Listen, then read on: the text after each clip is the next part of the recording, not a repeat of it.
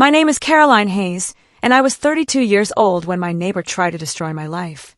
I've been running my online bookkeeping business from my home office for 3 years, quietly helping small businesses manage their finances. Nothing flashy, nothing illegal, just me, my laptop, and a steady stream of clients who appreciated my attention to detail. I work from the spare bedroom of my modest townhouse in Riverside Glen, a quiet suburban neighborhood where everyone knew everyone's business. Maybe that was the problem. My neighbor, Patricia Whitmore, lived directly next door in an immaculate house with a perfectly manicured lawn. She was 63, retired, and had nothing better to do than monitor the comings and goings of everyone on Maple Street. I should have seen the trouble coming the first time she knocked on my door, her thin lips pressed into a disapproving line, asking why I had so many visitors during business hours. I explained they were clients, but her eyes narrowed like I'd admitted to running a criminal operation. The problem started small. Patricia began documenting everything. I'd see her standing at her window with a notepad, writing down the license plate numbers of every car that parked in my driveway. When my client, Mr. Bernard Thompson, arrived for his monthly consultation, she'd photograph his vehicle from behind her lace curtains. I tried to ignore it, telling myself she was just a bored retiree with too much time. But then the emails started. She'd send messages to the neighborhood association, complaining about excessive traffic and commercial activity disrupting our residential peace. I received copies because I was on the association mailing list. Her complaints were vague but persistent, always hinting that something improper was happening at my address. My other neighbors, the Hendersons and the Pratts, seemed unbothered. They'd wave to me in the mornings, occasionally stopping to chat about the weather or their kids. But Patricia was on a mission. She convinced herself I was running some sort of illegitimate operation, and nothing I said could change her mind. I even invited her over for coffee once, hoping to clear the air. Patricia accepted my invitation with a tight smile that never reached her eyes. She arrived exactly on time, wearing a pressed blouse and carrying her ever-present notepad. I served coffee and homemade cookies, trying to create a friendly atmosphere. But she spent the entire visit scrutinizing my living room, her gaze lingering on my closed office door. "So what exactly do you do in there?" she asked, her tone suggesting she already had her own theories. I explained my bookkeeping business again, how I worked with local restaurants, boutiques, and service providers to manage their accounts. I showed her my business license, my tax documents, everything proving I was legitimate. She examined each paper with suspicion, as if searching for hidden evidence of wrongdoing. "And these clients who visit," she pressed, "how many come here weekly?" I told her the truth. Usually 2 or 3 clients preferred in-person meetings, while most of my work happened remotely. Her expression darkened. "That's too many," she declared, setting down her untouched coffee. "This is a residential neighborhood, not a commercial district. You're disrupting the peace." After that disastrous coffee meeting, Patricia escalated her campaign. She started parking her car at the end of her driveway, angled to block part of my entrance. When I asked her to move it, she claimed she had every right to park on her property however she wished. She began timing my clients' visits, noting exactly how long they stayed. I discovered she created a detailed log spanning 6 months, documenting every person who'd visited my home. The neighborhood association received weekly updates from her, each email more accusatory than the last. She claimed my business was decreasing property values, creating parking problems, and violating zoning laws. I consulted with my friend Marcus, who worked in city planning. He assured me that home-based businesses were perfectly legal in Riverside Glen as long as they met certain criteria. No employees working on site, no retail sales, no excessive traffic, and proper licensing. I met every requirement, but Patricia didn't care about facts. She decided I was a problem, and she wouldn't rest until I was gone. I started dreading coming home, wondering what new complaint or obstacle she'd created. Things reached a breaking point on a Tuesday morning in late September. I was on a video call with my biggest client, Adriana Foster, who owned 3 successful bakeries across the city. We were reviewing her quarterly statements when my doorbell rang insistently. I ignored it, focusing on the spreadsheets displayed on my screen. The doorbell rang again, followed by aggressive knocking. Adriana heard the commotion and asked if everything was okay. I apologized and excused myself, promising to call her back. When I opened the door, Patricia stood there with a man I didn't recognize. He was short, balding, and wore an ill-fitting suit. "This is Officer Vincent Morales from the Code Enforcement Department," Patricia announced triumphantly, as if she'd caught me in some criminal act. "I've filed an official complaint about your illegal business operation." My stomach dropped. Officer Morales looked uncomfortable, clearly wishing he was anywhere else. "Ms. Hayes," he asked, consulting his clipboard, "we've received reports of commercial activity at this residential address. I need to verify your compliance with local zoning ordinances." Patricia stood behind him, arms crossed, wearing a victorious smile. I invited Officer Morales inside, my hands trembling slightly. Patricia tried to follow, but he held up a hand. "Ma'am, I'll handle this from here. Thank you for your report." Her face flushed with indignation as I closed the door, leaving her standing on my porch. Officer Morales seemed professional but tired, like he'd dealt with complaints like this before. "I apologize for the intrusion," he said, pulling out a form. "But we have to investigate all formal complaints. Can you tell me about your business activities here?" I took a deep breath and explained everything again. I showed him my home office, a simple room with a desk, computer, filing cabinet, and a small meeting table. I presented my business license, my tax returns, my client contracts. I explained that I was a solo bookkeeper with no employees, no retail sales, no inventory. Most of my work was digital. The occasional client visits were for consultations only. Officer Morales took notes, examining each document carefully. "How many clients visit per week?" he asked. "Maybe 2 or 3, I replied. "Sometimes none. Most communication happens via email or video calls." He nodded, seeming satisfied. "And you're not storing any commercial goods?" Officer Morales walked through my home, verifying there was no commercial inventory, no retail signage, nothing that would violate residential zoning laws. I showed him my client log, demonstrating that traffic was minimal and within legal limits. He seemed genuinely impressed by my organization. "You keep excellent records," he noted, flipping through my appointment book. "Most home businesses I inspect have nothing documented." I explained that as a bookkeeper, documentation was my specialty. I couldn't exactly help clients manage their finances if I couldn't manage my own business properly. He smiled at that. After 45 minutes, he closed his clipboard and extended his hand.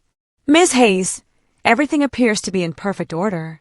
Your business is fully compliant with all city regulations. You have nothing to worry about." Relief flooded through me. "So I can continue operating?" "Absolutely," he confirmed. "You're exactly the kind of home-based entrepreneur the city wants to support, professional, organized, and conscientious about following regulations." We walked to the front door together. Patricia was still outside, pretending to water her already drenched flower beds while obviously eavesdropping. Officer Morales stepped onto my porch and addressed her directly. "Mrs. Whitmore, I've completed my inspection," Officer Morales announced, his voice carrying across our yards. "Ms. Hayes is in full compliance with all zoning regulations. Her business is legal and properly licensed. There's no violation here." Patricia's face went pale, then flushed angry red. "But all that traffic is well within acceptable limits for residential areas," he interrupted firmly. "I'm closing this complaint as unfounded. Please refrain from filing false reports. Continued harassment could result in penalties for you." He handed me his card and left, leaving Patricia sputtering in her flower bed. I should have felt vindicated. Instead, I felt exhausted and angry. This woman had tried to destroy my livelihood based on nothing but nosiness and spite. I went back inside and immediately called Adriana to apologize for the interruption. She was understanding but concerned. "Caroline, if you're having problems with your neighbors, maybe you should consider renting office space," she suggested gently. "I can't afford that right now," I admitted. "Most of my clients are small businesses on tight budgets. I keep my rates competitive by working from home." She sighed sympathetically. "Just be careful. Not everyone appreciates entrepreneurs." I thought Patricia's defeat would end her crusade, but I was wrong. If anything, it intensified her determination. She began spreading rumors throughout the neighborhood. Mrs. Henderson mentioned awkwardly that Patricia had told several people I was running an unlicensed tax preparation service that could get clients in trouble with the IRS. This was completely false. I was a certified bookkeeper, fully qualified and insured. I also heard she told the Pratts I was bringing dangerous clients into the neighborhood. When I confronted her about the lies, she simply smiled coldly and said, "I'm just expressing my concerns as a longtime resident." I started documenting everything: her harassment, her false statements, her attempts to intimidate my clients. Mr. Thompson called to say Patricia had approached him in my driveway, questioning why he needed a bookkeeper and suggesting he find someone more professional with a real office. He found it amusing and bizarre, but I was mortified. I consulted with an attorney who advised me that while her behavior was troublesome, it didn't quite rise to the level of legal harassment. "Keep documenting," he suggested. "If it escalates further, we'll have grounds for a restraining order." 2 months passed in an uneasy stalemate. Patricia continued her surveillance, but seemed to realize that official complaints wouldn't work. Then, in early November, I received notice that I'd been nominated for the Riverside Glen Chamber of Commerce's Small Business Award. The nomination came from 3 of my clients who'd submitted testimonials about how my services had transformed their financial management. I was shocked and thrilled. The award recognized exceptional local entrepreneurs who demonstrated innovation, community service, and business excellence. Winners would be announced at the annual Chamber Gala in December. I immediately called my parents to share the news. My mother cried with pride. "We always knew you'd succeed," she said emotionally. My father wanted to know if I'd have to give a speech. I told him I'd cross that bridge if I actually won. The nomination itself felt like validation after months of Patricia's attacks. I wasn't some suspicious criminal operation. I was a respected professional being recognized by my community. I printed the nomination letter and hung it in my office, a reminder that Patricia's opinion didn't define my worth or my business. The weeks leading up to the gala were intense. I had year-end bookkeeping work for most of my clients, plus I was preparing for the possibility of winning. The chamber requested additional materials, financial statements, client testimonials, examples of community involvement. I spent evenings compiling everything, wanting to present my business in the best possible light. Patricia noticed my increased activity. I'd see her watching from her window as I worked late into the night, my office light visible from the street. One evening, I caught her photographing my house again. When I stepped outside to confront her, she lowered her camera and called out, "Working late. Must be tax season." Her tone was mocking. "Just building my business," I replied evenly.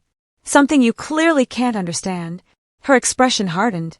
"Pride comes before a fall, Caroline. Remember that."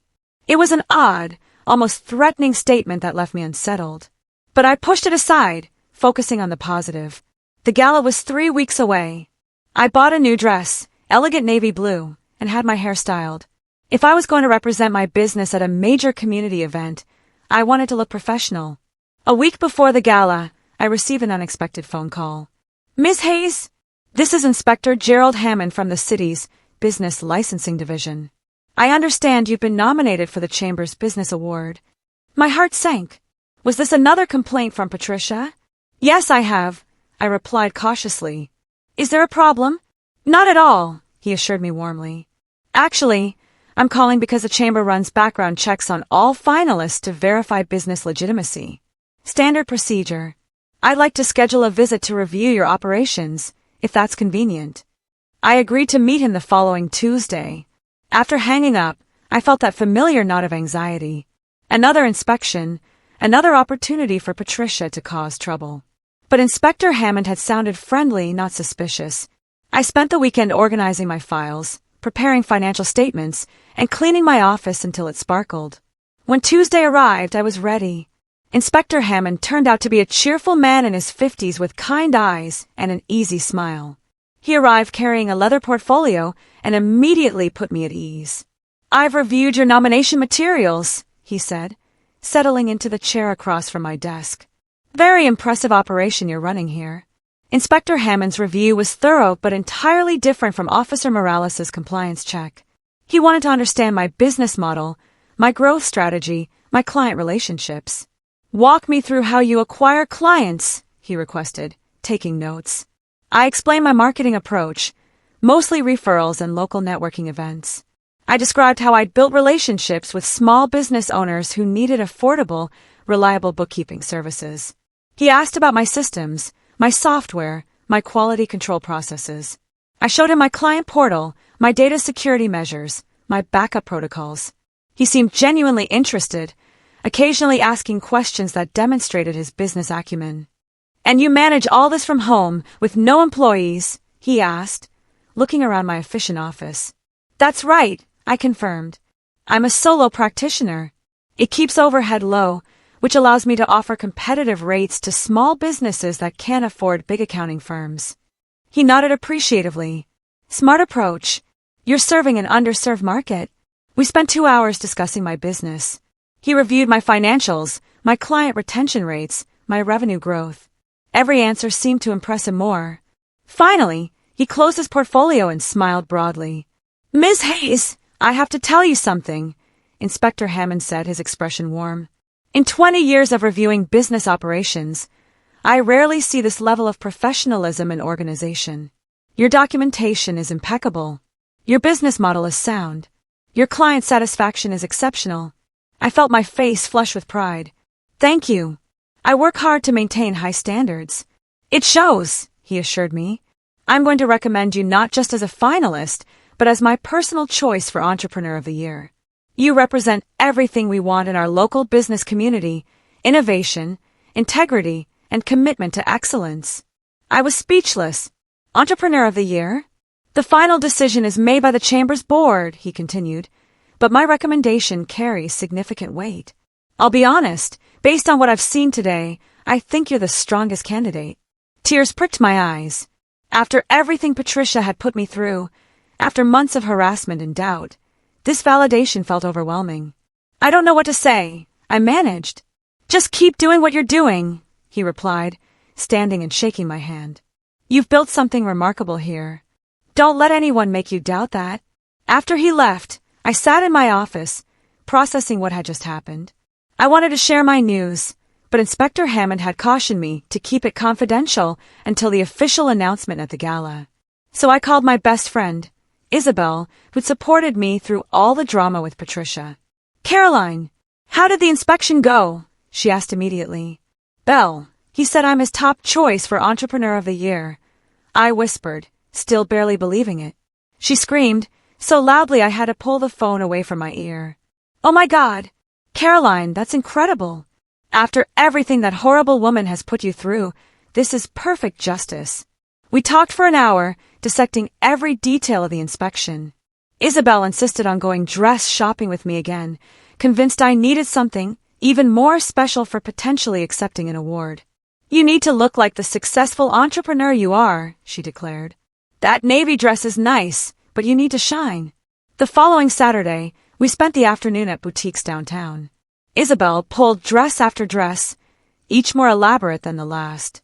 Finally, I found it, a deep burgundy cocktail dress that was elegant and professional without being too flashy. "That's the one," Isabel confirmed when I emerged from the fitting room. The week of the gala arrived. I was a bundle of nerves, trying to manage my regular work while preparing for the event. My clients noticed my distraction. Adriana sent me a gorgeous bouquet with a card reading, "Congratulations on your nomination. You deserve every recognition." Mr. Thompson called to say he bought a ticket to attend the gala as my guest. "Someone needs to cheer for you," he said kindly. I was touched by their support. On Wednesday, 3 days before the gala, Patricia made her final move. I arrived home from a lunch meeting to find a city vehicle parked in front of my house. My heart sank. Not again. But this wasn't Officer Morales or Inspector Hammond. This was someone from the fire marshal's office, and he looked serious. "Ms. Hayes? I'm Fire Marshal Anthony Blake.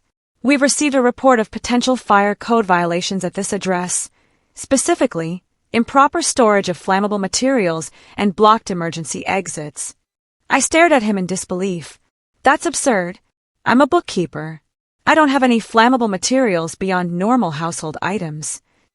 "Nevertheless, I need to inspect the premises," he said formally. As we stood in my driveway, I saw Patricia watching from her window, phone in hand. "Fire Marshal Blake, conducted a meticulous inspection of my entire house. He checked smoke detectors, examined my office for code violations, looked for any evidence of the reported hazards. After 45 minutes, he stood in my living room, shaking his head. "Ms. Hayes, there's absolutely nothing wrong here. Your home is perfectly compliant with all fire safety regulations. In fact, you have more smoke detectors than required."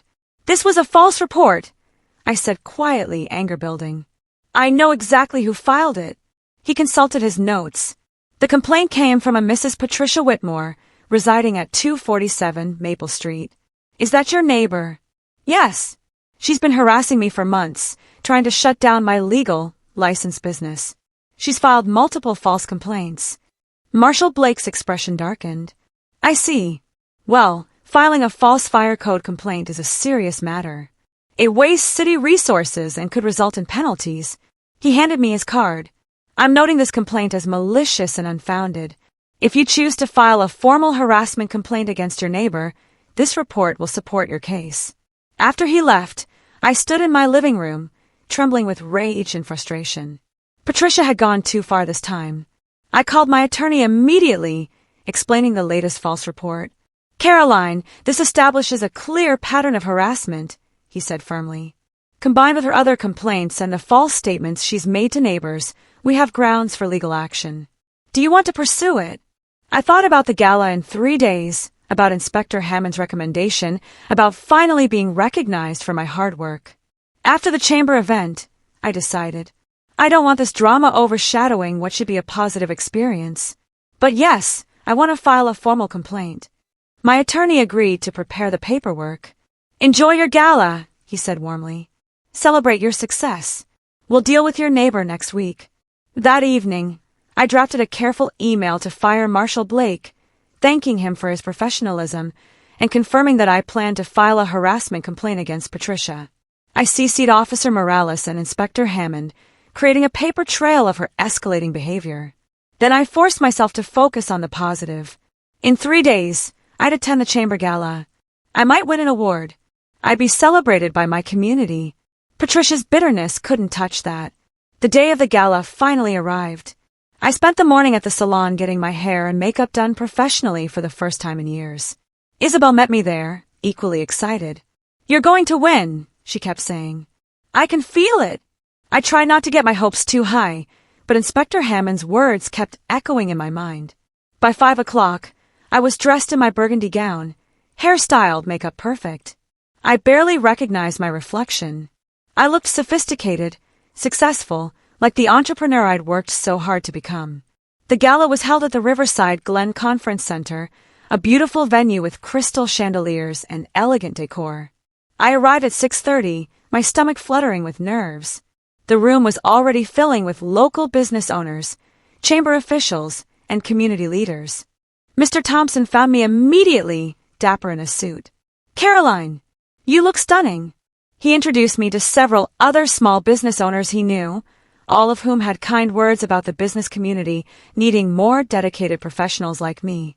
Adriana appeared with her husband, giving me a warm hug. "We're so proud of you," she said. I felt overwhelmed by the support. The evening began with a cocktail reception where finalists mingled with chamber members and sponsors. I met the other nominees, a restaurant owner, a construction company president, and a woman who ran a successful marketing firm. Everyone was impressive, accomplished, and friendly. By 7:30, we were directed to our tables for dinner. I sat with Mr. Thompson, Adriana and her husband, Isabel, and 2 other clients who'd come to support me. The meal was elegant, but I could barely eat. My nerves were overwhelming. Around 8:15, Chamber President Helena Garrison took the podium to begin the awards ceremony. She started with smaller recognitions, new businesses, milestone anniversaries, community service awards. Each winner received enthusiastic applause. Finally, she announced, "And now, for the highlight of our evening, the Entrepreneur of the Year Award. This recognition goes to a business owner who exemplifies innovation, professional excellence, and significant contribution to our local economy." My heart was pounding, so hard I thought everyone could hear it. Helena continued, "Our finalists this year represent the best of Riverside Glen's business community. but one stood out for extraordinary professionalism, innovative service delivery, and commitment to supporting other small businesses. Helena paused dramatically, opening the envelope containing the winner's name. It is my pleasure to announce that this year's Entrepreneur of the Year is Caroline Hayes of Hayes Financial Services. The room erupted in applause. I sat frozen, unable to process what I'd heard. Isabel was shaking my arm, squealing.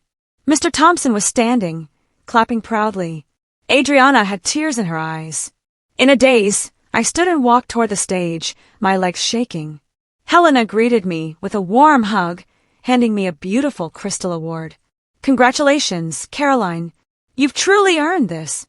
I stepped to the microphone, looking out at 200 faces. Some I recognized, most I didn't, but they were all smiling, celebrating with me. I honestly don't know what to say. I began, my voice trembling. 3 years ago, I started a small bookkeeping business from my spare bedroom. I had one client, a lot of hope, and absolutely no idea if it would succeed. The room was silent, listening. Building a business from home isn't always easy. Some people don't take you seriously. Some question whether you're legitimate. Some even try to shut you down. I thought of Patricia and smiled. But I'm standing here tonight because I believed in what I was doing. I continued, finding my confidence as I spoke. I'm standing here because of incredible clients like Adriana Foster and Mr. Bernard Thompson, who trusted me with their businesses and became my advocates. I gestured toward their table, and everyone applauded. I'm here because of friends like Isabel who supported me through every challenge. And I'm here because of city officials like Inspector Gerald Hammond, who recognize that home-based businesses are vital to our local economy. Inspector Hammond, seated at the chamber board table, nodded with a proud smile. This award means everything to me, not just for the recognition, but because it proves that you don't need a fancy office or a big staff to make a real impact.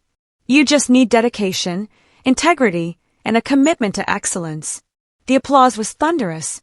As I left the stage, several people stopped me to shake my hand and congratulate me. The rest of the evening passed in a happy blur, photos with the chamber board, interviews with a local newspaper reporter, conversations with other business owners who wanted to connect. By 10 o'clock, I was exhausted but exhilarated. Isabel drove me home, both of us talking excitedly about the evening. When we pulled onto Maple Street, I noticed Patricia's living room light was on. She was awake, probably waiting to see me return. I didn't care anymore. Let her watch. Let her see me carrying my Entrepreneur of the Year award into my home. As I got out of the car, Patricia's front door opened. She stood on her porch in a bathrobe, arms crossed. Congratulations, she called out, her voice dripping with sarcasm. I'm sure your little award is very impressive. I turned to face her, holding my crystal trophy. It is impressive, Patricia. The city's business inspector called me a model entrepreneur. The chamber recognized my professional excellence. And despite your months of harassment and false complaints, my business is thriving. Her face flushed. I was only trying to protect our neighborhood. No, I interrupted firmly. You were trying to destroy my business because you couldn't stand seeing me succeed. You filed false reports, spread lies, and attempted to intimidate my clients. But you failed, and now I have documentation of everything you've done. Her expression shifted to alarm. I'll be filing a formal harassment complaint next week, I continued calmly. My attorney has prepared all the paperwork. You might want to consult with your own lawyer. Patricia sputtered, clearly not expecting me to fight back. You can't prove anything. I can prove everything, I corrected her. Officer Morales' report stating you filed a false zoning complaint. Fire Marshal Blake's report documenting your malicious fire code complaint. Witness statements from neighbors and clients about your harassment. Email records of your false accusations to the neighborhood association.